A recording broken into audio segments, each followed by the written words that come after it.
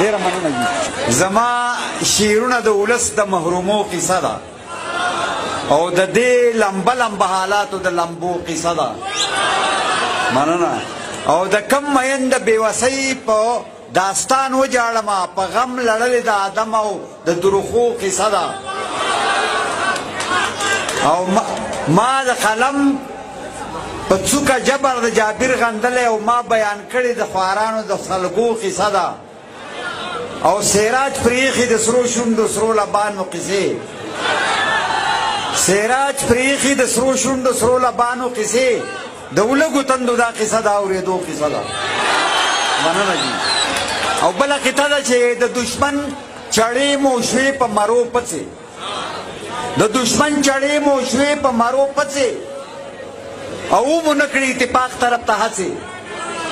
او په هر حال کې درد زمونږ مقدر دی که د خی ډډې لولې او که د ګڅې.